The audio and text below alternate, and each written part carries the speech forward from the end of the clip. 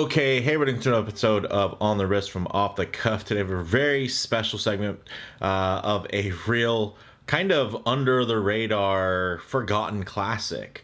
Now, this is, of course, is a Seiko. A little bit about the brand. They were founded back in 1881. They are Japanese in origin and have factories throughout Asia. They cover all market segments from entry level to high end. And in terms of the type of watch, this is a chronograph. Some key characteristics and design when you're looking for a chrono. Of course, you're going to find external pushers to activate timing functions, multiple subdials to measure elapsed time, often featuring additional scales dependent on the subgenre, which in this case would be aviation.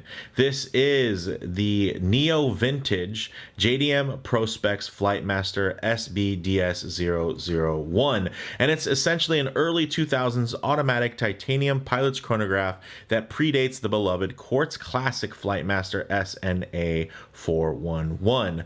Now, this had an original MSRP of around $4,500 when it first came out, and was around relatively the street price was around that $3,500 range, and it has dropped over the years. It's kind of gone up and down, and right now it's on a downswing. So the nice thing is that although this watch has never really been cheap or meant to be cheap, the fact that it has become kind of forgotten over the years has helped the prices drop back down to around the $2,000 range, depending, of course, on location and the condition. So this is a beautiful example that I'm, looking forward to sharing with you guys. And I think now is a great time to secure one of these examples, before their values begin to rise again. So with all that said, let's go ahead, zoom the camera out, get this piece in hand, and take a closer look. Okay, guys. So a first couple of things out of the way. I've seen a lot of different misinformation kind of posted about these watches. So I'm hoping to be able to kind of give you guys set a nice baseline. So number one, I've seen a lot of different measurements. I measure 42.5 millimeters. When I say 42, I'm measuring from this flank to this flank, of course, before the crown, and that's where I get 42.5. If you measure it from other spots where you kind of are taking in some of these accent and bulge pieces, you can get a wider measurement. But in terms of the way that it's going to wear, it's going to be closer to 42. In terms of the bezel, it's going to be like a 40.7, so not even a 41 millimeter bezel. So again, this is going to wear like a 42, and it's actually very, very manageable. Also, the titanium construction is very, very helpful in terms of mitigating some of that wrist heft that you would associate typically with a mechanical chronograph. Now, the thickness on here is outstanding, only 14.8 millimeters thick, guys, and some of you might be thinking that's quite thick, but for a mechanical automatic chronograph, that's actually really good, especially considering that this is one that's built quite robust with a rotating bezel, as well as display case back, 100 meters of water resistance. This is a sports watch, and it's going to be thicker by nature, but at 14.8 for an integrated column wheel chronograph, I mean, come on, guys. And then it's going to be 48.5 for the lug to lug, so only less than 15 millimeters at 14.8. That's really nice. Also, the construction, guys, titanium with their brights hard coating, which is something that Seiko used to do previously. They might have just renamed the coating because the brights line is kind of changed over the years, but essentially it's meant to be 5 times more scratch resistant than uncoated titanium. This is brushed and polished, so you are going to see some nice execution in terms of the finishing, but ultimately this is an older watch from an older era, so it's not going to be quite as razor sharp as something like, let's say, in the modern Prospex LX line, which would be more comparable to where this would be if it was produced today.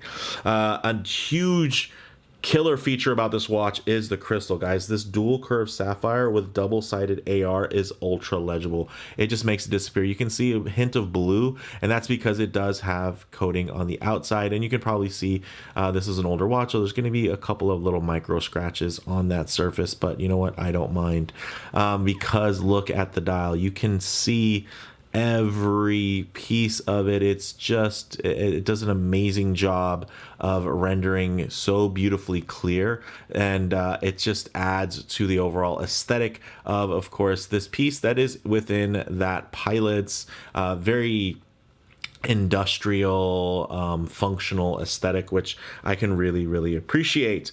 Now, getting into the bezel itself, it has dual scale with dual tone, so white for the 60-minute counter, and then for the smaller section here on the inner section, which is actually kind of at an angle, so it even separates from that perspective in terms of kind of balancing the visual space. You do also get a compass scale, which is nice, and this bezel is bi-directional, and it has clicks. Normally when you get bi-directional bezel from Seiko, it just is going to be kind of more of a friction fit affair. I really do like that you do get clicks here, and they're nice. It's 120 clicks, bi-directional.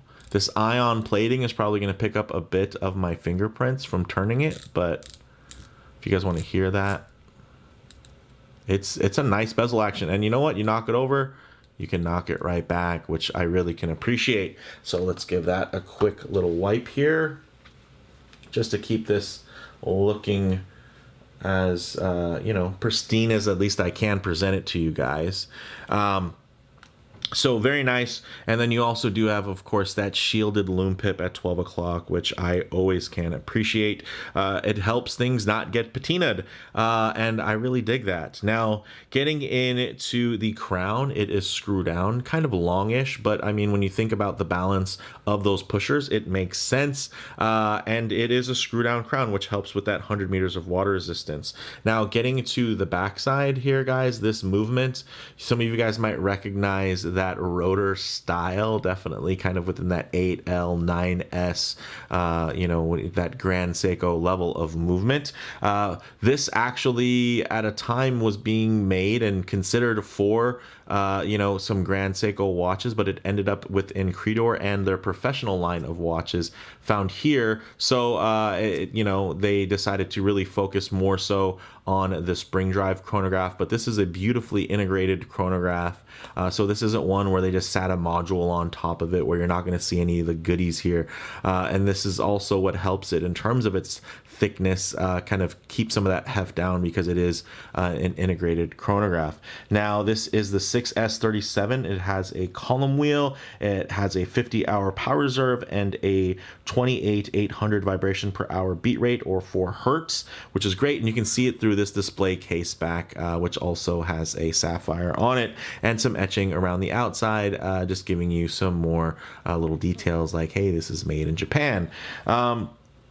Now, getting on to the front side, guys, this thing is absolutely gorgeous. This dial, it just does something very special. I love the balance. Yes, it is, more contemporary because it is from the early 2000s. This isn't some mid-century watch. It definitely has some of those stylings and trappings that you would imagine from the era, but I think it executes them very well in a very timeless and classic way to where it doesn't look very dated today. I think this looks still quite nice, very functional. The fonts, everything flows very nicely. The numerals, as you do have those applied indices, you're getting this matte black dial that is so beautifully dark. It's one of the darkest matte black dials I've ever seen. Honestly, typically if you want something this dark, you're going to want something glossy and inky. I'm really surprised that with the matte black they were able to present this, and I think a lot of that does have to do with the lens that I'm seeing it through. When I look at that double coated sapphire, it just does an amazing job. It does also have that date complication at the kind of 4.5 there, in between 4 and 5 o'clock, and then 3 o'clock for the power reserve indicator. So I think that actually adds a lot of balance, the way they put Seiko FlightMaster automatic, and then that's being kind of sandwiched by the date, and then of course that great power reserve indicator. Then you have the 3 subdials in a very traditional layout. Looks all very good. You also get a sloped chapter ring, guys, painted hands for maximum legibility.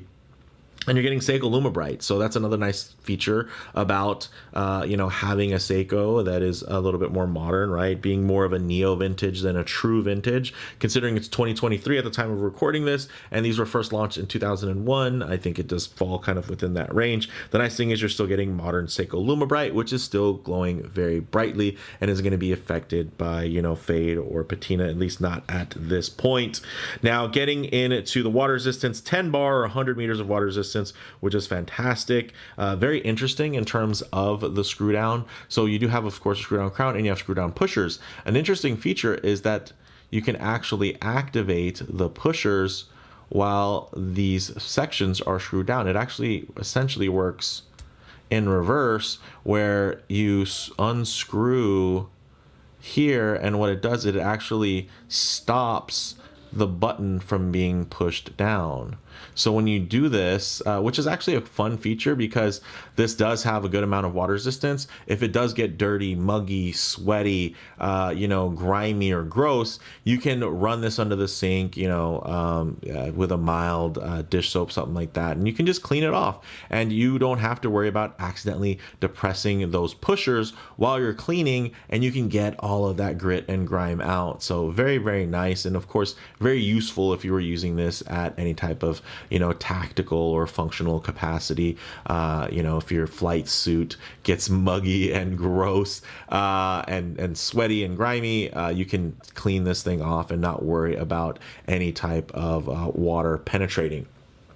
So very, very nice. And then the bracelet, 20 millimeter lug width, solid links, solid end links, this nice multi-link setup with multi-finish is there. You are getting a more traditional, you can see pretty well worn in this case, Seiko clasp with the flip lock, milled section for the folding, but generally pressed here, but still nice with a little bit of a chamfer and some micro adjust positions. Very nice to have one with the full length of, which is another thing that's hard to find, is actually having all the links, so this can fit on my 7.5 inch wrist. So with that said, let's actually get it on the wrist and see how it wears. Okay guys, as you can see on my 7.5 inch wrist, this wears really, really well, and like it should. It is a tool watch, it is a pilot's watch. It needs a bit of scale so that you can actually read all of the data and information on this very functional tool watch. And although I do have a slightly larger than normal 7.5 inch wrist, I'll say it is relatively round, as you can see. So it's not like I have this big flat kind of wide wrist that can accommodate really long lug to lugs. I definitely am more considerate and conscious of the way watches do sit on the wrist, and you guys can see it looks really, really nice. I do enjoy the lines here, very organic. The colorways are fantastic. They look right off of like a unit patch. During my time in the Marine Corps, I will say I've grown to really love this type of functional military aesthetic that just really works. But if I do get my wrist a bit too close to the camera, you're probably noticing that the watch seems much larger than it actually is. So what I'll do is I'll keep my wrist nice and low here and then just tighten up the frame so you guys can get a bit more of a detailed look while still keeping a truer aspect ratio of how this may lay on your own wrist. So you guys can see there, guys, very nice. And again, this isn't some slick, slim, flat, 1960s era type of chronograph. This is a lot more contemporary. I think still quite classic and timeless in its execution, but definitely has more of a rugged, overbuilt aesthetic that it just does extremely well with that execution. Goodness, look at that. Beautifully functional. And that is something that I've really come to appreciate over the years. Check out that titanium. Again, that does help mitigate that weight on the wrist, so this feels really quite balanced and it's a really enjoyable wear. So with that said, let's actually get it off the wrist, set up for some loom shots, low light transition, and closing thoughts. Okay, let's go ahead and hit the lights here. As you can see, that Lumibright is still doing its job. Another benefit of being within that newer neo vintage realm versus being legitimate vintage, where, you know, a lot of those compounds have broken down over time and don't function as they used to. Although picking up a nice patina is quite good, it's also nice to still have that functionality. And one thing, of course, I always like to work in is a bit of a low light transition, because you're not always going to be out in the middle of a field enjoying direct sunlight. A lot of times you're going to find yourself coming in and out of buildings, walking underneath overhangs, or just hanging out underneath the shade of a tree. So it is nice to see what these colors, textures, and finishes render like in less than optimal lighting, to maybe even include a bit of harsh lighting, which typically could expose any types of production defects. But all you're going to notice is just a bit more wear and tear, you know, at the surface level in terms of the bracelet. But I will say that the finishing is still nice and still quite uniform. And of course, a pristine model probably would have cost a lot more to get my hands on. This one is absolutely beautifully kind of worn in with that wabi-sabi, that working finish, if you will, and I think it looks great. The dial looks quite fantastic, almost like a Vanta black with how black it is. This isn't an inky, glossy type of enamel dial, right? Typically that's how you get that true black dial, but here, even with the matte finish, somehow, some way, this dial renders so dark, deep, and black. It just makes the dial pop in terms of that contrast all of the way. Oh my goodness. I even love the little play there that you're getting as the light glides over, and you can see that the compass scale kind of appear and disappear and then reappear again, because it is at a different angle. So very, very cool in terms of the way that they just balanced out all of these elements to create such a timeless classic. Gosh, I love the look of this, guys. I'm a big Robotech fan as well, so this honestly looks like something that you could see on the wrist of a Valkyrie pilot in Robotech or Macross, for those of you that are like hardcore into anime.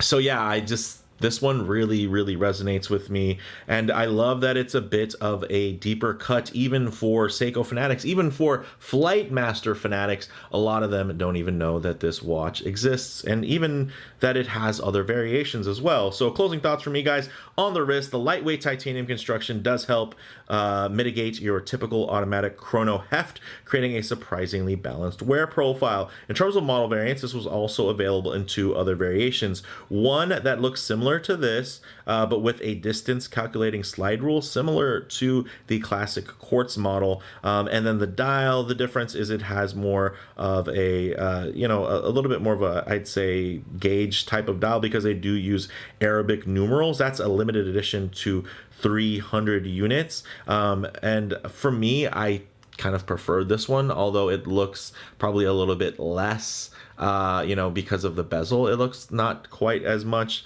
like the quartz classic.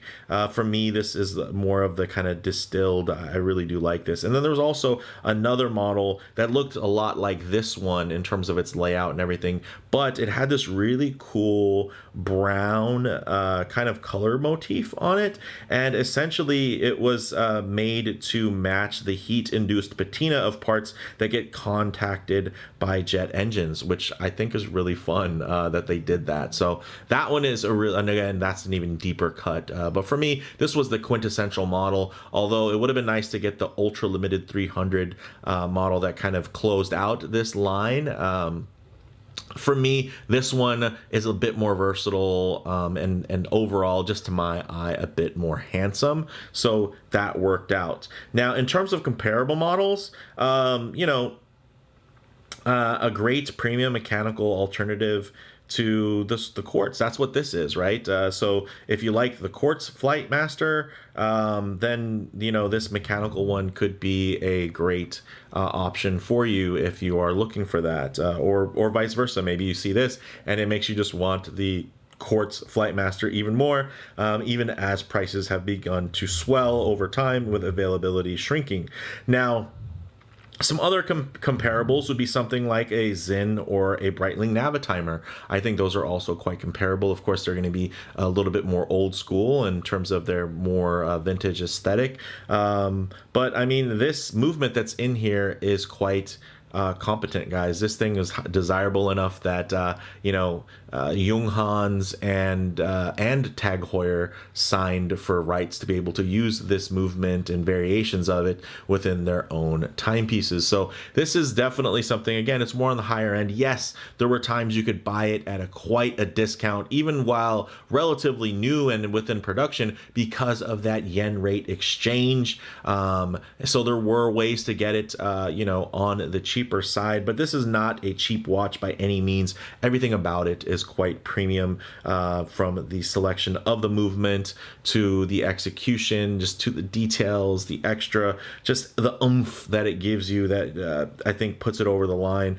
from just a fun watch for now, and I think it makes it a great watch for many years to come. So bottom line for me, guys, this is a rare and yes, often forgotten reference.